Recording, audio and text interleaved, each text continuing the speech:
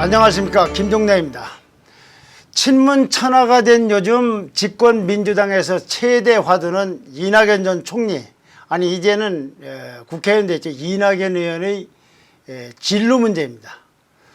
원내대표에 7일 내일 모레면 되는데 이 원내대표에 누가 되느냐, 당대표로 누가 출마를 생각하고 있느냐, 그러면 뭐 차기 구도는 어떻게 되느냐, 이런 얘기들이 오가고 있지만 늘 그런 얘기 중심에는 이낙연이라는 사람이 있습니다. 이낙연이 당 대표를 거쳐서 대선 주자로 가느냐, 아니면 대선 주자로 곧장 가느냐, 직행하느냐 등등 뭐 여러 얘기들이 오가고 있습니다. 이낙연 의원은 총선 납승에 공을 크게 세웠고, 또 그러면서 대선 주자 선호도에서 압도적 1위가 됐죠. 그래서 이제 변수가 아니라 상수가 된 느낌입니다. 그 이낙연 얘기를 해볼까 합니다. 지난달 28일에 리얼미터 조사가 있었는데, 여론조사가 이낙연 의원이 대선 주자 선호도에서 40.2%로 압도적 1위를 차지했습니다. 참고로 이재명 경기지사가 14.4%, 보수의 홍준표 의원 당선자가 7.6%, 황교안 전 대표는 6%로 급락했습니다. 이 이낙연 의원은 5선에 전남지사를 지냈고 국무총리를 지냈기 때문에, 그래서 말하자면 정치권에서 잔뼈가 굵은 사람이에요. 그리고 호남의 절대 지지를 확보하고 있습니다. 그래서 이와 같은 선호도는 거품이 아니다, 상당 부분 실체가 있는 선호도다라고 할 수가 있습니다. 그래서 과거 한참 인기가 있다, 그냥 어느 틈에 빠지는지 모르게 급락했던 고건 전 총리, 반기문 전 유엔 사무총장, 황교안 대표하고도 좀 다릅니다. 안철수 전 대표하고도 다릅니다. 5선의 전남지사 총리, 그래서 뭐 이렇게 그냥 거품이 아니라 아주 단단한 실체가 있는 걸로 보여집니다. 그 이낙연 대표는 또 본인이 얘기하기를 태도는 보수다, 생각은 진보다, 이렇게를 주장하고 있는, 설명하고 있는 호남 출신이 아닙니다. 그 영암이 고향이죠, 호남에. 그 동교동계, 즉 김대중 계보에서부터 정치에 입문을 했습니다. 이 이낙연 의원을 돕는, 예를 들면 계보라고 할까, 뭐 지지그룹은 누굴까, 아직은 뭐 정확하게 나타나지는 않습니다만은 이런 걸로 한번 물어볼 수가 있습니다. 이번에 총선 후보로 나온 38명의 후원회장을 맡았습니다. 이 후원회장이라는 건 아무나 하는 게 아니고 독특한 연을 맺어야 됩니다. 계보가 되기 아주 쉬운 사람들이죠. 그 중에 무려 22명이 당선됐어요. 그래서 정치인 중에는 또 오랜만에 영어 이니시얼이 붙었어요. NY계. 이낙연 할 때 NY, 연 할 때. 네. 그리고 이낙연 의원 쪽에서는 캠프도 이렇게 구성을 하고 확장 중이라고 합니다. 공보 담당자, 정책 담당자 등 이 보조할 사람들 아주 인류급으로 모집하고 있다는 소문이 파다합니다. 초인류들로요. 네. 자, 이렇게 보면 굉장히 화려한 것 같은데, 이런 이낙연이지만 실은 선택의 기로에 있다는 것이 많은 사람들의 관측입니다. 이해찬 대표가 이제 그만둘 텐데, 그 후임을 뽑는 전당대회가 8월 말로 예정되어 있습니다. 8월로. 이때 대표로 출마할 건지가 우선 선택의 기로입니다. 대권으로 가는데 대표를 거쳐서 대권으로 도전하느냐, 이낙연 의원이 대권 도전할 의지를 갖고 있다는 건 뭐 누구나 다 아는 사실이고, 본인이 뭐라고 얘기를 하든지 간에 될지 안 될지는 모르지만은, 그리고 곧바로 도전하느냐, 이걸 놓고 고민하고 있는 그런 선택입니다. 당 조직을 장악을 하고 당원들과의 접촉 면적을 늘리면서 국민들과도 많이 노출돼 가면서 대화를 할 수 있는 데는 사실은 정당에서 대표보다 좋은 자리는 없습니다. 원내대표보다도 훨씬 더 좋은 자리입니다. 이분이 말하는 게 당론으로 대개는 얘기하는 거니까, 누가 대표가 되든지 간에. 그러면 아주 지금도 한 40%가 넘는 선호도가 있지만, 그런 선호도를 정치권에서의 실제 대세론과 선호도는 다른다면 그건 인기라고 한다면, 이건 이제 대세, 이낙연으로 간다, 이런 대세론을 굳힐 수가 있습니다. 그런데 반대로 노출돼서 타격을 받을 수도 있습니다. 그때 노출돼서 뭔 문제를 잘못 핸들링하거나 뭐가 잘못 삐걱거리면 여기서부터 저건 까면 안 된다든가 이런 소리를 들을 수도 있어요. 또 한쪽에서는 아니 선호도가 그럴 뿐이지 검증을 해봤느냐, 그러니까 대표를 하면서 일단 검증을 받아야 된다는 주장도 있습니다. 문재인 대통령도 대표를 했었거든요. 그때 혹독한 검증을 거쳤다고 민주당 사람들은 얘기를 하고 있습니다. 그런데 사실은 그보다 다른 사정이 있어서 이낙연은 고민할 수밖에 없는 겁니다. 아까 같은 얘기도 있지만, 그런 사정도 있지만, 왜 그러냐, 당원상으로 보면, 민주당 당원상으로 보면은요, 내년 3월이면 당권 가진 사람과 대권 도전할 사람이 이게 서로 두 개를 못하게 돼 있어요. 분리가 돼 있게 돼 있습니다. 너무 이제 권력이 집중됐기 때문에. 그래서 만약에 이분이 대표가 됐다면, 그리고 나서 대권 도전하려면 7개월 만에 그만둬야 돼요. 그런데 문제는 이걸 이낙연 의원 혼자 생각과 희망과 자기 설계대로만 할 수 없다는데, 그걸 결정할 수 없다는 것이 문제입니다. 왜 그러냐? 이낙연 의원이 친문 적자가 아니기 때문에 그렇습니다. 대권의 길을 도전하는데 친문 의사에 반하면서 말하자면 그 쟁취, 뺏는 거, 이건 어렵습니다. 친문의 동의라든가 지원이 있어야 가능합니다. 자, 그러면 이제 친문이 막강한 친문 천하 속에서 친문이 동의한다, 친문회가 반하고는 대권 주자가 되기 어렵다, 당선은 둘째치고. 그런데 친문 입장에서 보면 어떨까요? 사실 근데 여기는 친문 천하의 세상을 이용하는 건 맞습니다.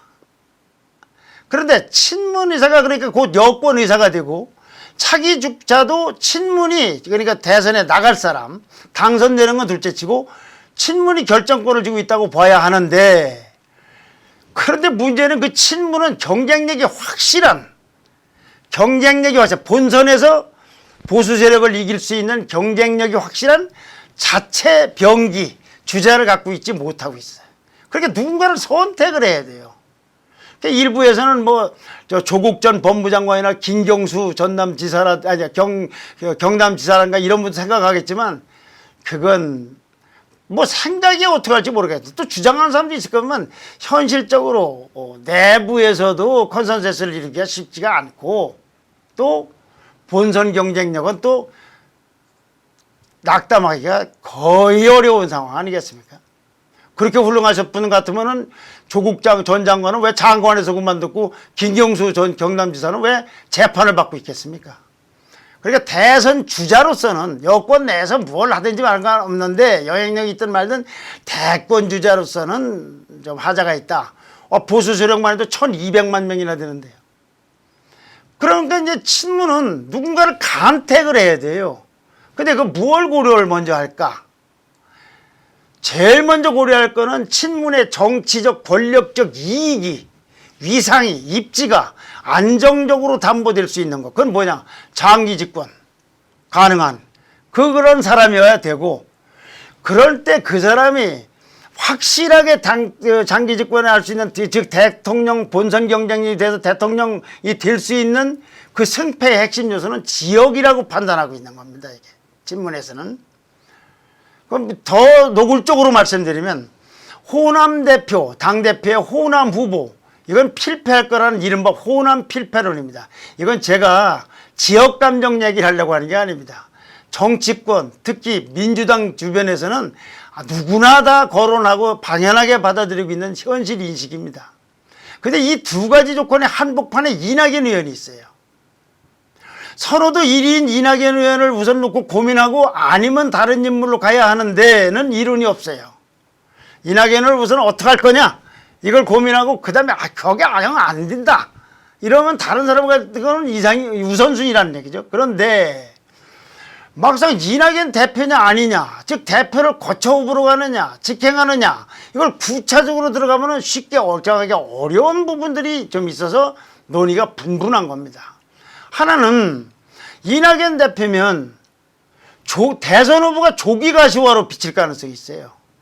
근데 이렇게 되면은 이 집권 4년 차를 맞는 문재인 대통령과의 문제 등을 포함한 권력 갈등의 불씨가 만들어질 수도 있는 겁니다. 정치국 권력은 원래 그런 겁니다. 부자간에도 못 나눠 갖는다고 하지 않습니까?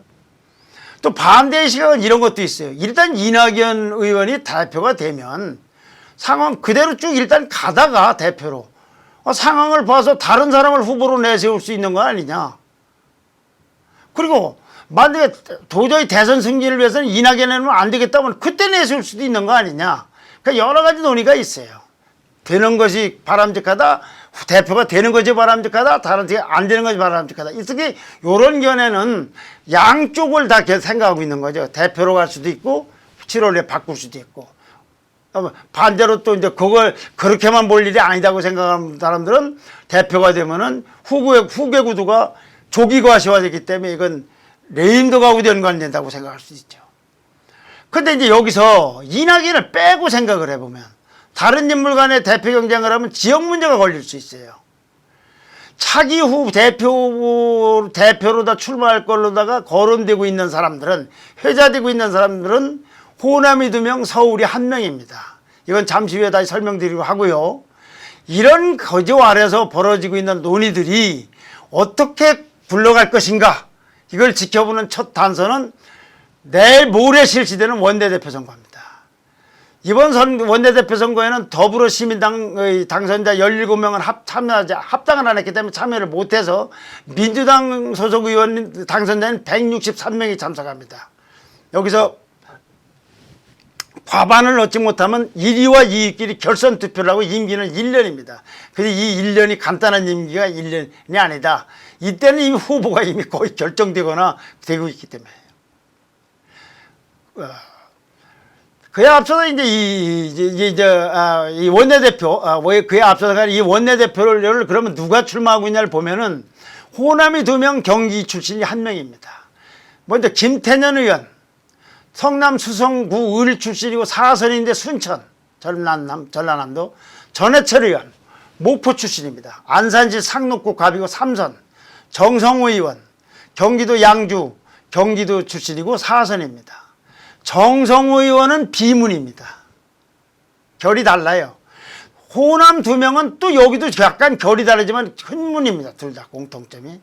이렇게 보면 친문 천하의 세상에서 친문 2명이 중에 1명이 될 것이 더 유력하다고 보는 게 상식일 겁니다. 결선투표까지 3명이가 결선투표로 간다면 친문 2이 결선투표를 할지 정성호 의원하고 친문 1명이 결선투표할지 모르지만은 어쨌거나 이 2명 중에서 1명이 될 것. 즉 호남 출신 의원이 지역구는 어디든 간에 원래는 호남 출신인 이분들이 당선될 가능성이 많다. 자, 근데 원내대표는 조금 덜하지만은 8월 말에 실시되는 전대는 굉장히 중요합니다. 여기에 도전 의사를 갖고 있는 걸로 보이는 분은 아까 말씀드린 것처럼 호남 2명, 서울 1명입니다. 당대표는 현행 당헌대로라면 통상 임기 2년으로 다음번 대통령 선거, 그리고 대통령 개헌 문제도 또 처리할지 몰라요.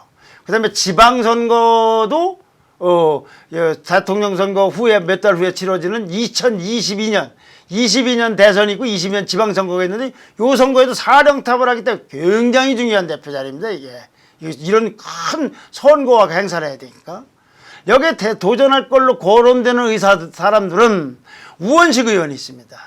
요거는 김근태계입니다. 민청년. 갑자기 하는데. 가장 김근태계입니다. 제가 이 계보가에서 갑자기 생각해나 죄송합니다.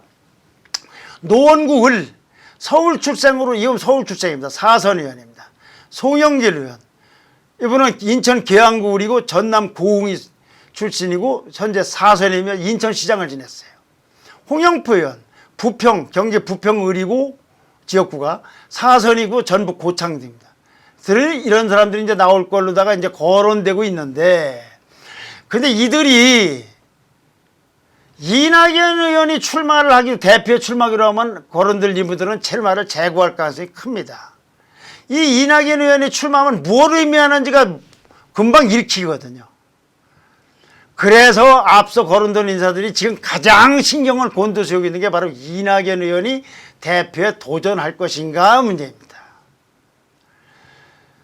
근데 만약에 이낙연 의원이 출마를 안 한 상태에서 당대표의 호남이 되면, 즉 아까 말씀드린 대로 그런 홍영표 의원이나 송영길 의원이 되면, 이렇게 되면 대선 주자 선호도 1인 이낙연 의원일지라도 이게 본선 장담하기가 쉽지 않습니다. 이것이 이낙연 의원의 고민이자 친문의 고민입니다.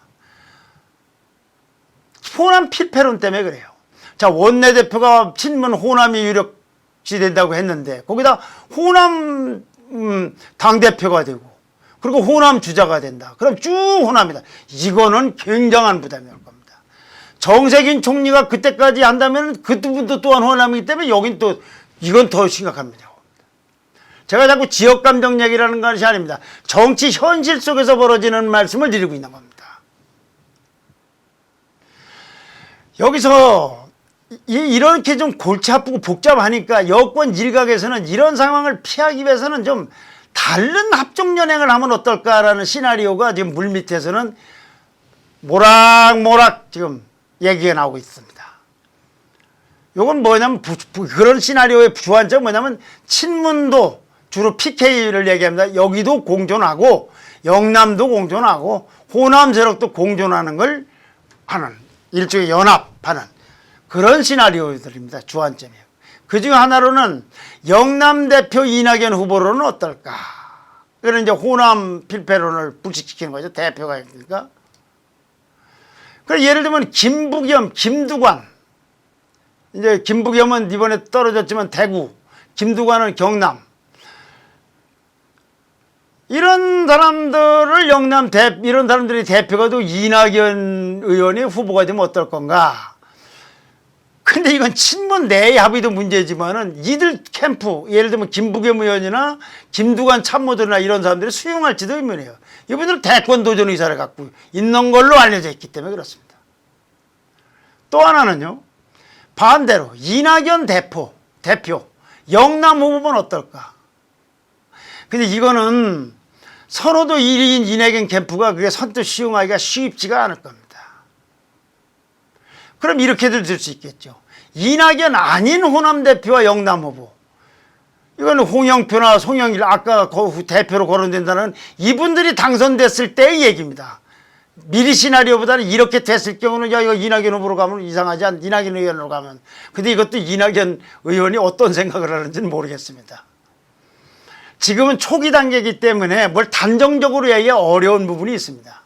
그러니까 결국 이런 논의는 원내대표가 선출된 후에 조금 더 가닥이 잡힐 것 같습니다.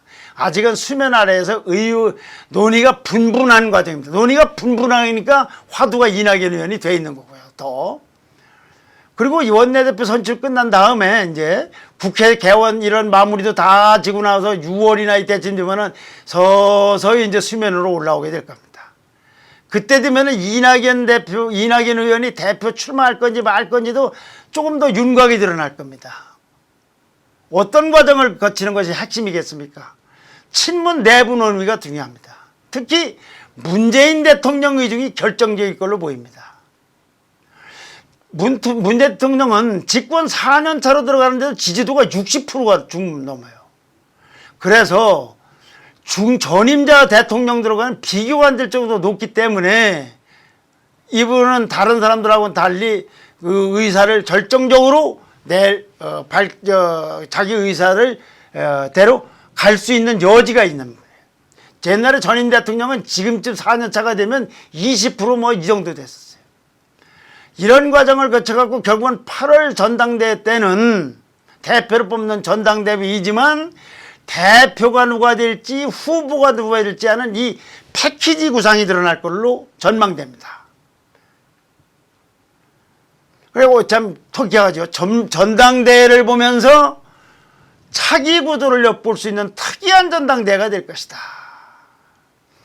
여기서 개헌 논의도 좀 다룰 수가 있겠는데 이렇게 되면 너무 복잡하니 다음 기회에 말씀드리도록 하겠습니다. 분명한 것은 이 개헌론의 포인트가 여러 군데가 있습니다만 이것도 차기 구도와 연계될 수밖에 없다는 건 미리 말씀을 드리고 이 부분은 나중에 별도로 말씀드리겠습니다. 지금은 일단은 잠복해 있습니다.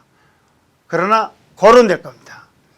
자, 오늘 말씀드린 것은 첫 번째는 키워드로 요약하면 대선 주자 선호도로서 이낙연 의원의 압도적인 일이다. 그 이낙연은 당대표로 가서 대표 후보로 가느냐, 후보로 직행을 하느냐.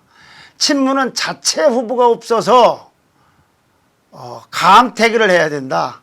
그 기준은 장기 집권에 성공할 수 있느냐, 길을 열 수 있느냐와 그 다음에 호남 필패론, 이걸 기준으로 할 것이다. 원내대표 후보로서는 호남들 경기 한 명이 출마하고 있고 당 대표 도전도 역시 호남들의 서울 한 명이다. 이런 것이 논의가 분분해서 쭉 대표 후보, 원내대표 대표 후보가 이렇게 호남으로 되면 이건 필패론에 부닥치니 영남 대표와 이낙연 후보론, 이낙연 대표와 영남 후보론, 이낙연 아닌 호남 대표와 영남 후보론, 이런 논의들이 지금도 이제 물밑에서 조금씩 이렇게 모락모락 소랑설레가 하고 있다. 그러나 이런 것들이 일단 원내대표 선출 후 그리고 국회의원 구성구 개원국회가 열린 다음부터는 6월이나 7월부터는 서서히 이게 조금 더 가시권에 들어올 것이다. 그래서 어찌 보면 8월 전당 때는 이런 특수한 상황이기 때문에 대표가 누가 될 거냐와 함께 그것이 동전의 앞면이라면 동전의 뒷면으로서는 차기 구도까지도 윤곽이 드러나지 않을까 하는 생각입니다. 네. 오늘은 5월 5일 어린이날입니다. 손자가 있든 딸이 애손자가 있든 어떤 아들이 있든 딸이 있든 조카가 있든 오늘은 어린이들 눈높이에 맞춰서 모처럼 연휴지만은 아주 즐거운 하루를 보내시길 바랍니다. 감사합니다.